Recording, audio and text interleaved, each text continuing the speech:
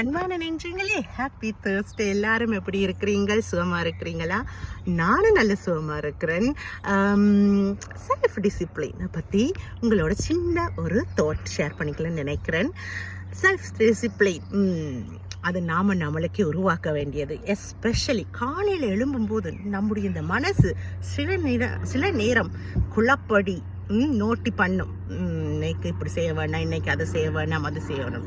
அதை செவி மடுக்காதீர்கள். அட்லீஸ்ட் கிழமையில 5 நாளைக்கு நான் என்ன கடைபிடிக்கிறதுன்னா, அப்படி ஏதாவது சோர்ந்து இடக்கு மடக்கா ஏதாவது எனக்கு கதைச்சி என்னை கன்வின்ஸ் பண்ணுமெண்டு அது பண்ணி கொண்டிருக்கிற பட்சத்தில் உடனே நான் எழும்பிடுவேன். காலையில் அந்த தோட் அப்படி வந்துச்சுன்னா அடுத்த நிமிஷம் நான் பெட்ல இருந்து எழும்பிடுவேன். அதை செவி மடுக்காமல். அதுக்கு பிறகு உடனே என்னுடைய வேலைகளை செய்ய ஸ்டார்ட் பண்ணிடுவேன். ஆனால் அதுக்கு முதல் ஃபர்ஸ்ட் ஆஃப் ஆல் எக்ஸசைஸ் செய்வேன். நான் அதை கடைப்பிடிக்கிறது அதுக்கு முடிந்த வரைக்கும். அதுக்கு பிறகு மடமலண்டு நம்மளை கெட் ரெடி பண்ணுறது. அப்படி நாங்கள் எங்களை ரெடி ஆக்கும் போதே ஒரு உற்சாகம் வந்துடும். எக்ஸசைஸும் செய்து ரெடியான போது இந்த நாளை எப்படியாவது சந்தித்து வெல்லலாமன்ற ஒரு உற்சாகம் நமக்கு பிறந்துடும். அந்த 2 விஷயம், நாங்கள் எவ்வளோ சோர்ந்து இருந்தாலும் எங்களுடைய மனசுக்கு 1000 ஞான பலங்கள் இருக்குது. மேபி இன்னும் நிறைய லட்சக்கணக்கான ஞான பலங்களும் வரும். அந்த சோர்ந்த மனசு தான் இவ்வளோ பலமாகவும் மாறும். எப்படி? இந்த செல்ஃப் டிசிப்ளினை கடைப்பிடித்தால் கண்டிப்பாக மாறும். எங்களோட மனித மனசுக்கு எதையும் தாங்கிக் கொள்கிற சக்தி இருக்குது, எதையும் எதிர்நோக்கிற சக்தியும் இருக்கு. ஆனால் அதை நாம தான் அதற்கு பயிற்ற வேண்டும் என்று நான் நினைக்கிறேன். சாரி என்னுடைய தமிழுக்கு. ஸோ அதனால் காலையில் எழும்பினோடனே மல்லன்னு உங்களுக்கு பிடித்த விஷயங்களை செய்யுங்க. எவ்வளோ சோர்வாக இருந்தாலும் எழும்பி வெளிக்கிடுங்க. ட்ரெஸ் பண்ணுங்க, எலும்பி வெளிக்கிடுங்க. உங்களுக்கு அதுவே முக்கால்வாசி உற்சாகத்தை தந்துடும். அதுக்கப்புறம் அடுத்தடுத்த வேலைகளை செய்யுங்க. இப்படித்தான் நான் செய்ய வேணும், இதுதான் இன்றைக்கு செய்கிறோம். நம்ம மனசு நாம சொல்றபடி கேட்கணும். அது சொல்றபடி நாங்கள் கேட்க வேண்டிய அவசியம் இல்லை. அட்லீஸ்ட் 5 நாளைக்கு நம்முடைய வாழ்க்கையை நாம கொண்டு செல்வோம். எங்களோட கட்டுப்பாட்டில் கொண்டு செல்வோம். 2 நாள் அந்த மனசுக்கு கொஞ்சம் ஓய்வையும் கொடுக்கத்தான் வேணும். அது கேட்ட மாதிரி கொஞ்சம் அதுக்கு விட்டு கொடுக்க தான் வேணும். ஆனால் 5 நாள் நம்மளோட கட்டுப்பாட்டில் அந்த மனசை மிகவும் வைத்துக் கொள்ளணும். ஏன்டா அதுக்கு பிறகு வர அந்த 2 நாள் அது ஓய்வு எடுக்கும் போது அது அவ்வளோ குழப்படி செய்யாது. அது ஓகேயா இருக்கும். உங்கள் கட்டுப்பாட்டில் ஸ்டில் அது இருக்கும். ஆனால் செல்ஃப் டிசிப்ளின்ன்றது ரொம்ப முக்கியம். எஸ்பெஷலி காலையில் நாம் எழும்பும் போது நம்ம மனசு சில நேரங்களில் சோர்ந்து போகும், இல்லை சில நேரத்தில் ஒன்றுமே செய்ய விருப்பம் இல்லாமல் இருக்கும். அப்படியான நேரம் எனக்கு நிறைய இருக்குது.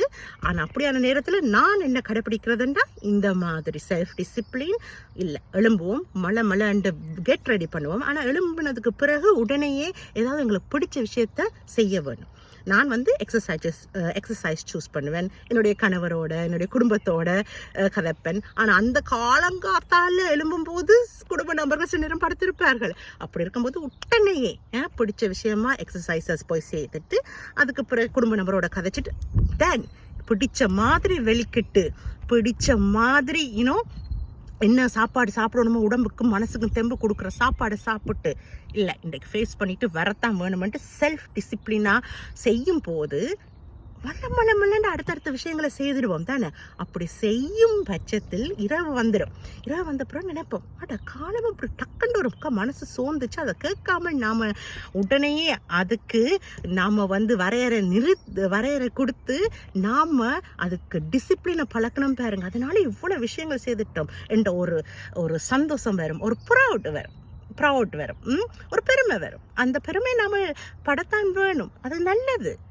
எங்களை நாங்கள் தட்டி கொடுப்பது மிக முக்கியம். மற்றவங்களை தட்டுறதுக்கு முதல் எங்களை நாங்கள் தட்டி கொடுப்போம், எங்களை நாங்கள் ரசிப்போம், எங்களை நாங்கள் வழி நடத்துவோம், எங்களை நாங்களே ஒழுக்கமான பாதையில் வழி நடத்தி செல்வோம், எங்களை நாங்களே ரசிப்போம். Most importantly so self discipline எல்லாம் இப்படி நாங்கள் கடைப்பிடிக்கும் பொழுது, இது ஒரு விதமான செல்ஃப் டிசிப்ளின். இப்படி நாங்கள் கடைப்பிடிக்கும் பொழுது எங்களை நாங்கள் ரசிக்கவும் செய்வோம். இவ்வளவு செய்துட்டோம் என்று நம்மளை நாமளே தட்டி கொடுத்து பாராட்டுவோம். செல்ஃப் டிசிப்ளின் என்றது ஆரம்பத்தில் கஷ்டமா இருக்கும், போக போக பழகிவிடும்.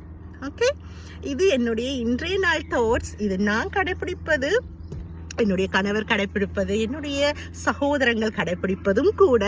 அதைத்தான் என்னுடைய அன்பு நெஞ்சங்களோட பகிர்ந்து கொள்கின்றேன். வேறு எப்படி உங்களுடைய நாள் எப்படி போய் கொண்டு இருக்கின்றது?